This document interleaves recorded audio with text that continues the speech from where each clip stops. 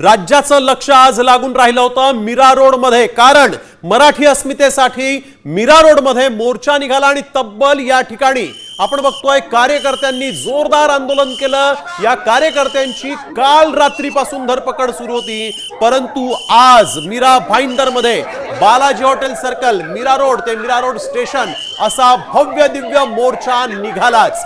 पोलिसांनी या मोर्चाला आधी परवानगी नाकारली होती, कलम 144 लागू केलं होतं, वातावरण तापवलं होतं, पण मनसे, ठाकरे गट आणि मराठी एकीकरण समितीचे कार्यकर्ते ठरल्यानुसार सकाळी 10 वाजताच बालाजी हॉटेल चौकामध्ये जमायला सुरुवात झाली। जथ्थेच्या जथ्थे या मोर्चामध्ये येऊन सामील झाले। पोलिसांनी मग या कार्यकर्त्यांची धरपकड सुरू केली आणि घटनास्थळी राडा झाल्याचं पाहायला मिळालं। हे आंदोलन जे ते चिघळल्याचं पाहायला मिळालं।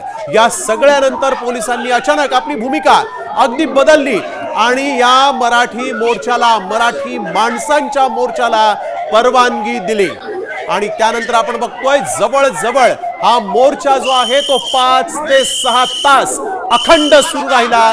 या मोर्चामध्ये एकच जोश होता, मराठी अस्मितेसाठी मराठी माणूस मीरा रोड मध्ये रस्त्यावर उतरला।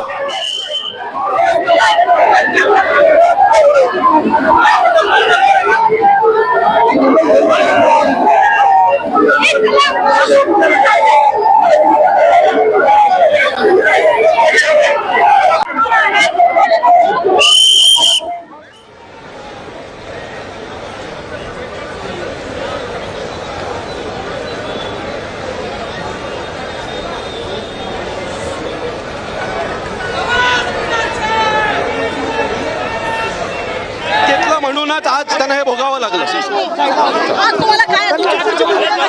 मराठी माणसासाठी भांडत राहणार।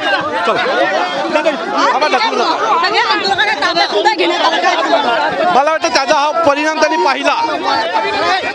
चलो मी बोलतो तुझ्याशी। हो चालू राहणार।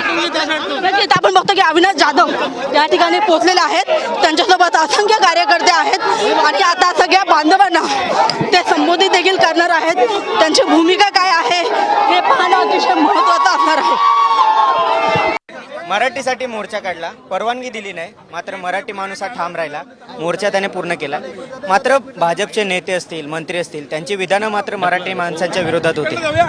मला असं वाटतं सगळ्यांनी आता चड्डीत राहायचा। जी ताकद आज एवढी दडपशाही, 500 हजार पोलीस तुम्ही आणता आणि गुजरात्यांना मोर्चा काढायला देता आणि मराठी माणसाला दडपायचा प्रयत्न करता, हे यापुढे सहन केला जाणार नाही। हा सुस्पष्ट संदेश आजच्या या मोर्चाने मराठी माणसाने दिलेला आहे। शेलार दहशतवाद्याची उपमा आणि त्यांचे मनापासून आभार देखील मानतो।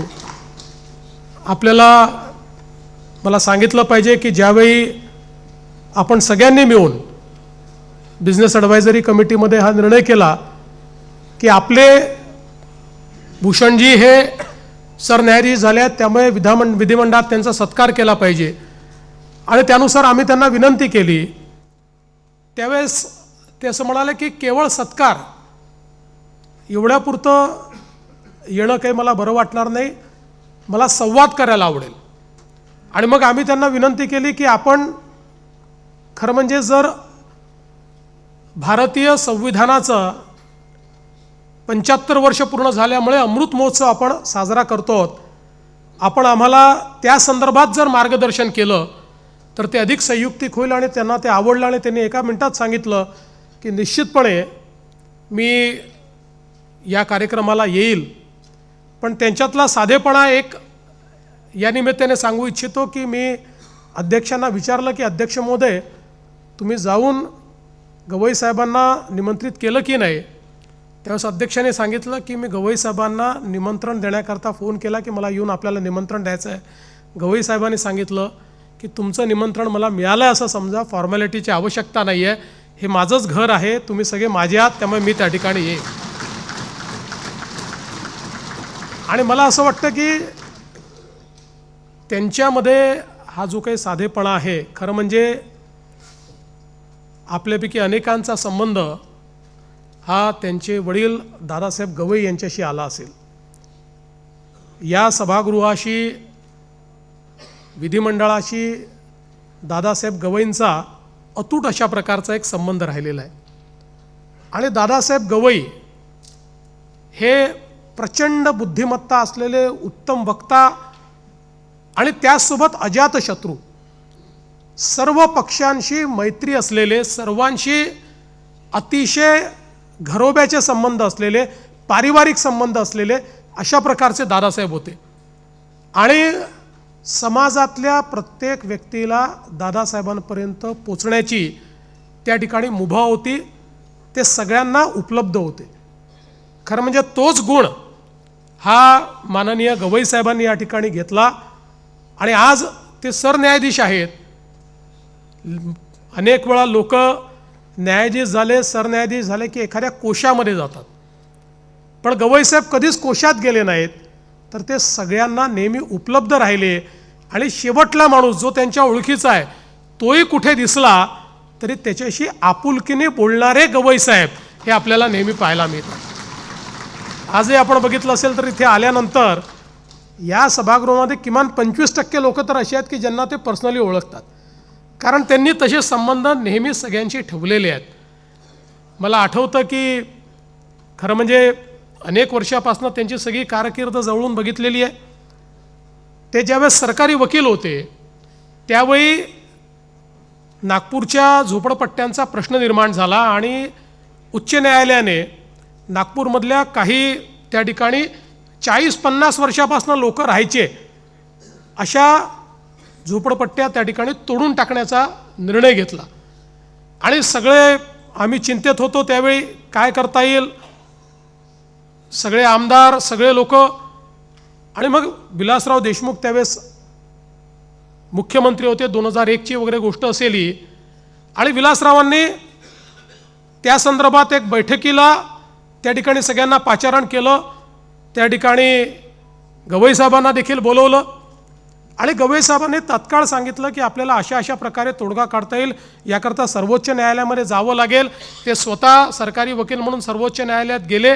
त्या ठिकाणी योग्य अशी भूमिका आपले दुसरे वकील वगैरे लावून आणि त्याच्यावर स्थगिती आणली आणि खूप मोठा जो लोकांचा प्रश्न होता तो सोडवण्याचं काम केलं. पण तेव्हापासून मी बघतोय की मानवता आणि संवेदनशीलता हा खरा त्यांच्या स्वभावातला गुण आहे. म्हणजे अनेक वेळा महाराष्ट्रामध्ये मुंबई उच्च न्यायालयामध्ये जज म्हणून काम करत असताना अडचणीच्या वेळा अशा आल्या की ज्याच्यामध्ये एकीकडे कायदा होता आणि दुसरीकडे व्यापक जनहित होतं.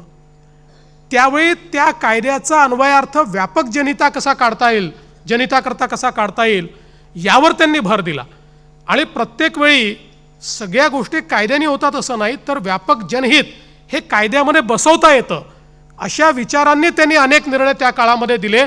आणि त्यातनं अनेक असे प्रसंग जे कदाचित मला जाहीरपणे सांगता येणार नाहीत, सांगणं योग्य होणार नाही, पण अनेक असे प्रसंग की ज्यातनं अनेक अडचणी निर्माण झाल्या असत्या, लोकांमध्ये खूप मोठ्या प्रमाणात असंतोष निर्माण झाला असता, एक असंवेदन अशा प्रकारची भावना निर्माण झाली असती.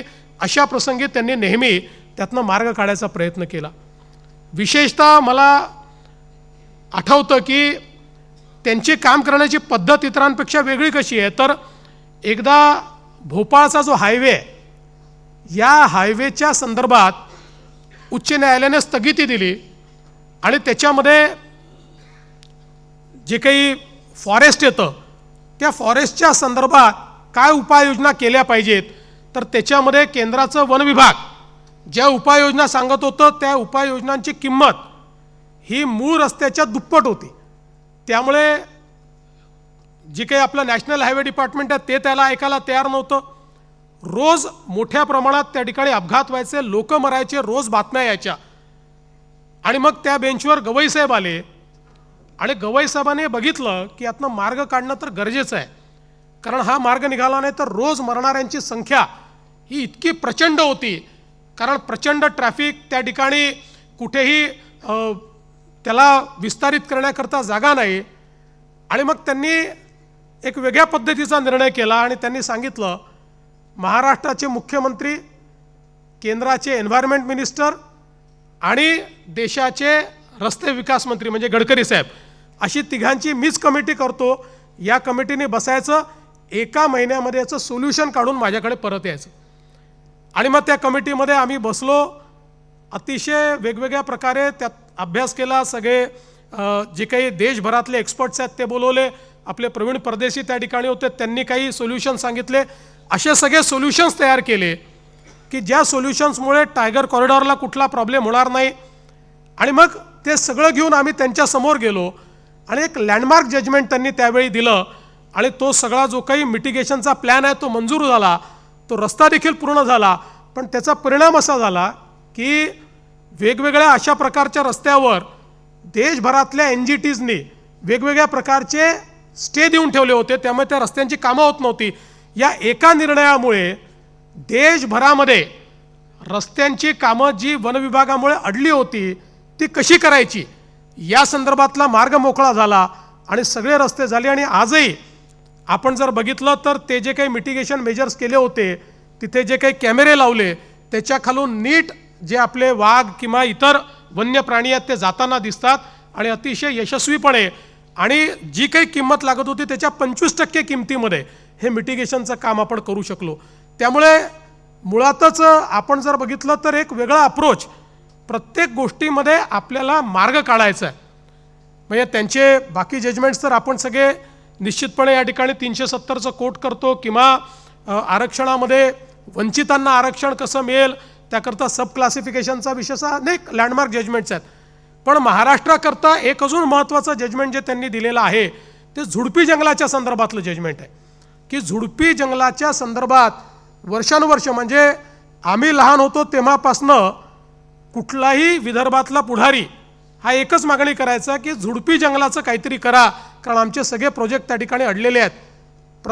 पंतप्रधानांकडे सगळ्या मंत्र्यांकडे आम्ही जायचो आणि अतिशय जटिल, कारण एकीकडे वन अशी संज्ञा होती, दुसरीकडे ती रेव्हेन्यू लँड आहे असं म्हणणं होतं आणि त्यातनं अनेक प्रोजेक्ट अडले होते, लोकांची घरं अडली होती. नुकतंच त्या संदर्भात अतिशय डिटेल्ड आणि लँडमार्क अशा प्रकारचं जजमेंट त्यांनी दिलं, ज्या जजमेंटच्या माध्यमातनं विदर्भातले प्रोजेक्ट देखील त्यातनं मोकळे झाले, वनाकरता देखील जमीन मिळाली आणि अतिशय मानवतेचा दृष्टिकोन घेऊन जो गरीबातला गरीब आहे त्या गरीबाला कशा प्रकारे मदत मिळेल अशा प्रकारचा प्रयत्न या जजमेंटच्या माध्यमातून त्यांनी केला. आणि म्हणूनच मला असं वाटतं की शेवटी कायदा असतो, कायद्याचं इंटरप्रिटेशन असतं, पण हे सगळं करत असताना एक व्यापक जनहित हे मनामध्ये ठेवणं हे अत्यंत महत्त्वाचं असतं. आज आपल्याला या ठिकाणी खरं म्हणजे मी असं सांगू शकतो की एक जज म्हणून हायकोर्टामध्ये ज्यावेळेस ते काम करायचे त्याही वेळी त्यांचा अप्रोच हा वकिलांच्या प्रती देखील अतिशय संवेदनशील असायचा. अनेक वेळा अनेक वकील थोडं कमी ज्ञान असतं, योग्य प्रकारे विषय मांडू शकत नाही, त्यामुळे अनेक वेळा न्यायाधीशांच्या त्यांना रागाला सामोरं जावं लागतं. पण गवईसाहेब एक असे न्यायाधीश होते की ज्या वकिलाला काही येत नाही तो वकील उभा राहिला तर न्यायाधीशच त्याला सांगायचे की बाबा रे तुझ्या केसमध्ये हे मांडलं पाहिजे, ही बाजू न्यायाची आहे ती तू मांड, आणि त्याच्यानंतर मग ते जजमेंट द्यायचे. त्यामुळे जो सामान्यातला सामान्य वकील होता त्यालाही गवईसाहेबांच्या कोर्टात उभं राहायला बरं वाटायचं की बाबा इथे चुकलो तरी शिव्या पडणार नाही, गवईसाहेब आपल्याला सांभाळून घेतील. आणि म्हणून मी तर नेहमी असं म्हणतो की समजा जर सगळ्या वकिलांचं एक आपण समजा मतदान घेतलं कुठल्याही कारणाकरता, तर मी तुम्हाला सांगतो 2/3 नाही 3/4 मेजॉरिटी ही गवईसाहेबांना मिळेल. त्यांनी हायकोर्टाचा जज म्हणून देखील सातत्याने हायकोर्टाचं इन्फ्रास्ट्रक्चर असेल, वकिलांच्या समस्या असतील, वकिलांकरताही आपलं हक्काचं घर कुठलं तर ते गवईसाहेब, वकील संघटनांना काही असलं तर गवईसाहेब. त्यामुळे एक प्रकारे न्यायालय आणि सरकार आणि वकील यांच्यातल्या दुव्याचं काम हे सातत्याने त्यांनी केलं. आणि हे सगळं करताना कमीत कमी ज्युडिशियल ऑर्डर्स, कधी फार ज्युडिशियल ऑर्डर द्यायच्या नाहीत, समन्वयाने काम झालं पाहिजे, चर्चेने काम झालं पाहिजे, असा प्रयत्न सातत्याने त्यांनी केला. आणि दुसरं मी एक बघितलं की आता गेले अनेक वर्ष सुप्रीम कोर्टमध्ये गवईसाहेब काम करतायत, पण सुप्रीम कोर्टमध्ये काम करत असताना एकही शनिवार रविवार ते दिल्लीमध्ये नाहीत. प्रत्येक शनिवार रविवारी गवईसाहेब देशभरातल्या कुठल्या तरी कोर्टामध्ये कुठल्या तरी वकिलांच्या संघटनेच्या कार्यक्रमामध्ये कुठेतरी लेक्चर देण्याकरता त्या ठिकाणी फिरताना आपल्याला पाहायला मिळतात. कधीही त्यांनी सुट्टी घेतली आहे असं पाहायलाच मिळालेलं नाही. आणि म्हणूनच खरं म्हणजे सर्वोच्च न्यायालयाच्या सरन्यायाधीशांची शपथ आणि त्या शपथेकरता अक्षरशः येणाऱ्यांची मारामारी अशी परिस्थिती निर्माण झाली. कारण देशभरातनं इतक्या मोठ्या प्रमाणात सगळ्यांना माहिती होतं की एवढे पासेसही मिळू शकत नाहीत, पण गवई साहेबांची शपथ आहे हा विचार करून देशभरातले लोक वकील हे त्या ठिकाणी केवळ वकील नाही तर वेगवेगळ्या वॉक ऑफ लाईफचे लोक हे त्या ठिकाणी हजर झालेले. आम्हाला अनेक लोक सांगतात की इतक्या मोठ्या प्रमाणात लोक बघितले नाहीत, कारण त्यांनी कधीही संबंध सोडले नाहीत.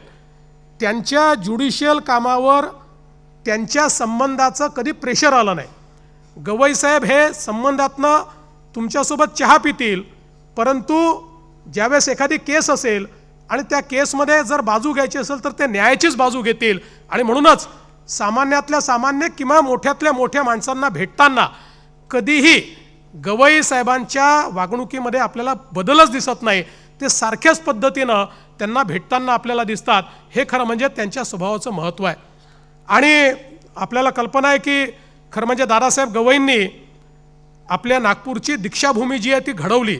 आज जे काही स्वरूप दीक्षाभूमीचं आपल्याला पाहायला मिळतं आहे त्याच्या पाठीमागे दादासाहेब गवई आहेत. खरं म्हणजे भारतरत्न डॉक्टर बाबासाहेब आंबेडकरांनी ज्यावेळेस धम्मदीक्षा घेतली त्यावेळेस दादासाहेब गवई आणि अनेक लोकांनी त्या ठिकाणी खूप मोठ्या प्रमाणात ते सगळं कार्य उभं केलं आणि मग हे स्मारक उभं राहिलं पाहिजे या दृष्टीनं ते काम दादासाहेबांनी केलं.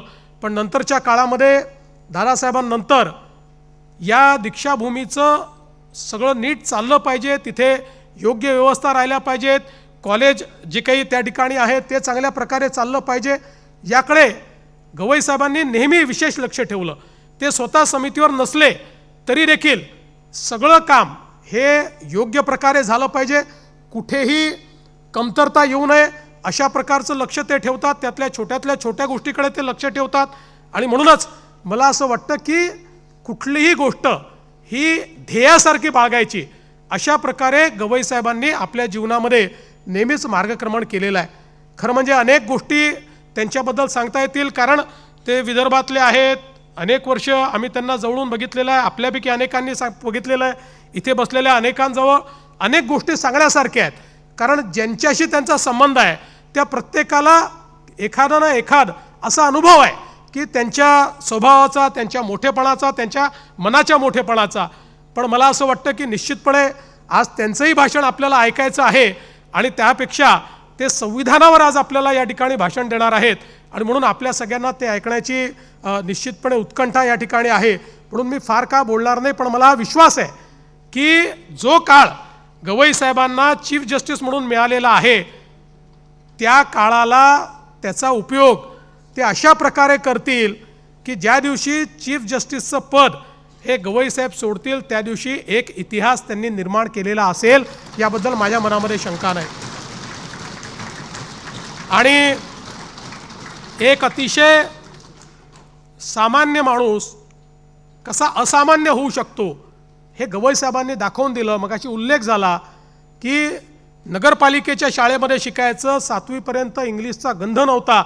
7वीमध्ये जेव्हा इंग्रजी आलं त्यावेळेस मातोश्री कमलताईंना असं वाटलं की आता काय होईल, हे पास होतील की नाही, पण ते पहिल्या क्रमांकाने पास झाले. त्यामुळे सगळ्या गोष्टी ते ॲक्वायर करत गेले.